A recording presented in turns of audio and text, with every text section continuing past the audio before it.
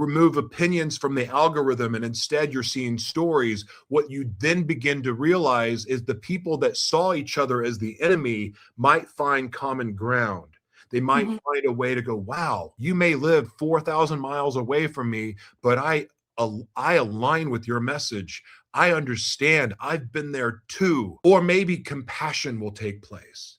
So yeah, I'm all about that. Like this is for me, I believe that this way of this creators economy, this storytelling economy that we're in, and frankly, the only jobs that are going to be available will be the ones we create. And honestly, our stories are the best fuel for like it's endless content, especially when we're providing value.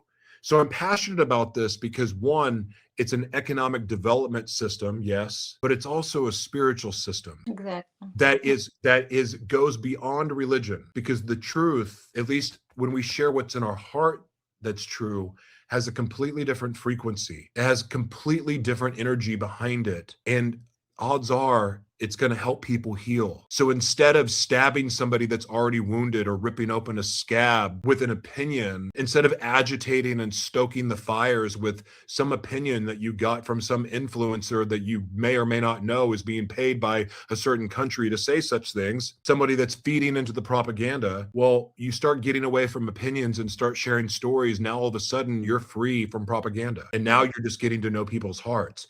How healing would that be? Yeah, because I do love very much expression. We all, after all, spiritual being with human experience, right? So I do love so much. Thank you. It's a very, very powerful message there that you are advocating for the truth and actually radical authenticity and transparency.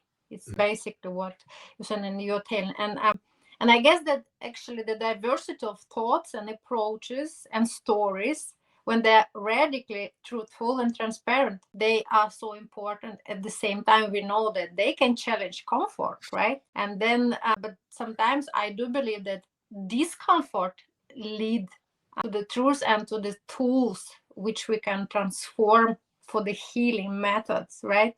For the healing solution. And do you believe discomfort is necessary for growth? And if yes, it's why, like discomfort, adversity, and everything. Because and which part actually of diversity of thoughts and inclusion play in your life and your career, and now your actually passion, everything you're doing? Because I understand you're so focused on actually on serving under served communities, right? And especially now, from last year January, we have kind of backlash on diversity in the US, and many people even don't want to elaborate to pronounce this word, but I still do believe it's our superpower that we are different, and our stories are different, right? Yeah. So my question is, yes, then if the transparency and truth actually, right, it may be challenging because it's true, we live now in this deep fake, but actually I do love so much you wrote that now